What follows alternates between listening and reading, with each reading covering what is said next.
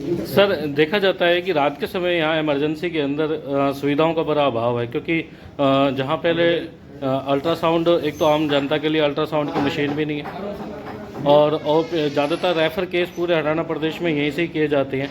MLR सबसे ज़्यादा यहीं कटती है, क्या कारण है सर? एक तो जो हमारे पास है स्पेशलिस्ट डॉक्टर्स की कमी है, और जो इमरजेंसी में जो ड्यूटी लगाई जाती है वो सिर्फ मेडिकल अफसर की ड्यूटी लगाई जाती है, तो इसलिए भी ये वजह है कि पेशेंट को रेफ़र करना पड़ता है। बाकी जो अल्ट्रासाउंड की आप बात कर रहे हैं, या हमारे पास तो एक सोनोलॉजिस्ट हैं जो रूटीन में एएनसी जो केसेज होते हैं, प्रेग्नेंट लेडीज़ होती हैं, उनका ही अल्ट्रासाउंड किया जाता है, और वो यूजुअली 20 से 25 जो अल्ट्रासाउंड करते हैं, मगर पेशेंट ज़्यादा होते हैं, इसलिए कुछ जो एएनसी केसेज होते हैं उनका अल्ट्रासाउंड हम बाहर से करवाते हैं, और उसमें कई हॉस्पिटल जो हमारे पैनल पे है, पेशेंट की इसमें फ़ीस नहीं लगती है। बाकी जो जनरल अल्ट्रासाउंड होते हैं उसके लिए पेशेंट को पैसे देने पड़ते हैं। सर, कब तक ऐसी पलवल जिले के लोगों को परेशानी उठानी पड़ेंगी? अल्ट्रासाउंड की मशीन तो हमारे पास अवेलेबल है, मगर हमारे पास जो है रेडियोलॉजिस्ट जो डॉक्टर होते हैं अल्ट्रासाउंड करते हैं, तो उनकी कमी है। जैसे ही कोई हमारे को रेडियोलॉजिस्ट मिल जाता है, सरकार से अपॉइंट हो जाता है, तो ये भी कभी दूर हो जाएगी। और सर, समस्याओं को लेकर बात की जाए तो यहाँ पे सफाई का बड़ा अभाव है, पानी की व्यवस्था मूलभूत की सुविधा है, ये पानी की व्यवस्था यहाँ पर नहीं है। आम जनता के लिए पानी के लिए भी भागना पड़ता है, गर्मियों में तो बहुत बुरी परेशानी उठानी पड़ती है। नहीं, अभी जो है हमने 4 वाटर कूलर लगवाए हैं पब्लिक के लिए, पानी का ऐसा इशू नोटिस में नहीं आया अभी। ठीक है सर, ये पार्किंग की जो समस्या थी यहाँ पे आम जनता को, जो पहले तकलीफ़ उठानी पड़ती थी, अब नहीं उठानी पड़ रही इतनी, तो पार्किंग की समस्या का कैसे समाधान किया सर? पार्किंग जो है पहले ठेका दे रखा था किसी को, जिसमें वो हम पेमेंट करते थे, और जो पिछले 1.5 साल से यहाँ पे किसी को ठेका नहीं दे रखा है, तो हमारा जो गार्ड है और जो हमारा स्टाफ है उसको हमने मैनेज करने के लिए लगा रखा है। तो इस तरह से अभी पार्किंग का कोई इशू हॉस्पिटल में नहीं है। ठीक है।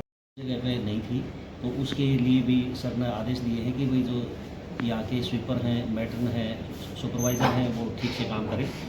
और इसके अलावा जो है, जो रजिस्ट्रेशन काउंटर है उस पर जो 1-2 हमारे कर्मचारी हैं उनकी शिकायत थी, उनके खिलाफ़ मैं नोटिस जारी करूँगा। और सर ने जो हमारा DIC है छोटे बच्चों का, जहाँ पे इंटरवेंशन होता है, उनके जो काम है वो बहुत अच्छा था। उनको सर ने कहा कि इनको स्पेशल जो एप्रिसिएशन लेटर दिया जाए।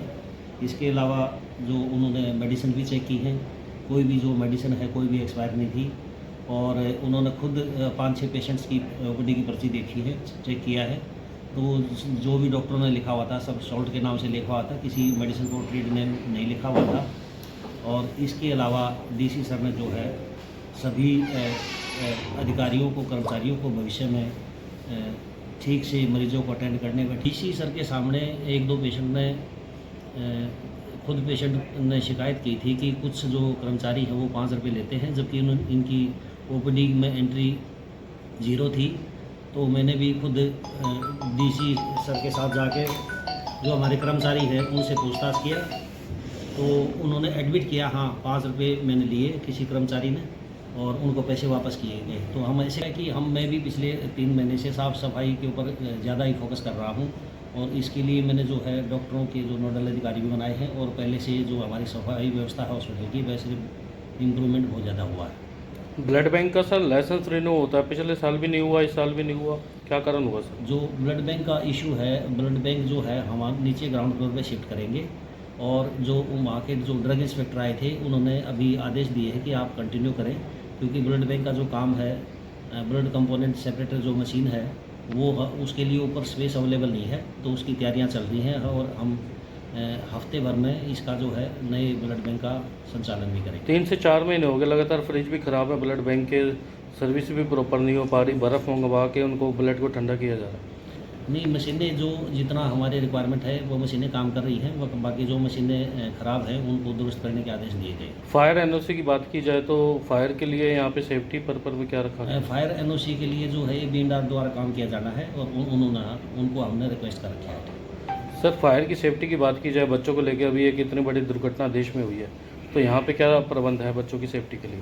ये बिल्कुल अनफॉर्चुनेट जो इंसिडेंस हुआ है, और उसमें जो हमारा यहाँ का प्रशासन है इसके लिए अलर्ट हो गया है, तो फायर NOC के लिए हमने जो है BNR से आज ही लेटर लिखेंगे, और जो भी यहाँ की व्यवस्था में कमी है उसको हम दुरुस्त करेंगे। सर, क्या कारण है 2014 से ये बिल्डिंग बनी है और जर्जर हालत में हो रही है, प्लास्टर गिर रहा है बिल्डिंग के अंदर? ये जो है लेदार का काम है, हम उनसे कई बार इस बारे में इंटीमेट कर चुके हैं और आज भी हम एक लेटर के ज़रिए उनको दोबारा से इंटीमेट करेंगे कि जो कंडीशन है यहाँ की ख़राब है उसको दुरुस्त किया जाए। सर कितनी बार यहाँ पे नुकसान हो चुके हैं, चोरियाँ हो चुकी हैं?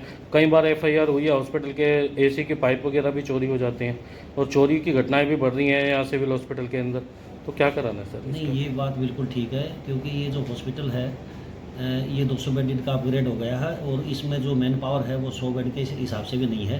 तो जितनी संख्या हमें गार्ड्स की चाहिए तो वो गार्ड अभी अवेलेबल नहीं है। फिर भी जो भी गार्ड अवेलेबल हैं उनसे हम उनको वार्निंग दी गई है कि वो ठीक से अपना काम करें। सर हॉस्पिटल के अंदर दवाइयों की कमी हो जाती है आए दिन, दवाइयों की खानापूर्ति को लेकर भी बार बार न्यूज़ में भी देखना पड़ता है, हमें भी आवाज़ उठानी पड़ती है, आम जनता परेशान रहती है।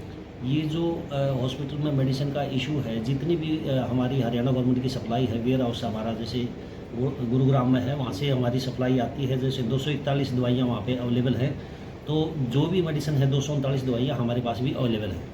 सर मरीजों की तादाद बढ़ती जा रही है, 5 रुपए की जो ओपीडी की स्लिप है इसकी वैलिडिटी कितनी है आम जनता के लिए? अगर कोई एक आदमी एक दिन 5 रुपए की रसीद एक पर्ची पे कटवाता है तो उसकी वैलिडिटी कितनी है? उसकी वैलिडिटी हमारा ये एफर्ट रहता है कि उस फाइनेंशियल ईयर में 1 साल के लिए एक ही बार 5 रुपये ले जाता है। उसके बाद जो फॉलोअप के लिए पेशेंट आता है उसको हम फ्री वो करते हैं। 5 रुपए की जो ओपीडी स्लिप है उसकी 1 साल की वैलिडिटी है, 365 1 साल एक ही आधार कार्ड पे।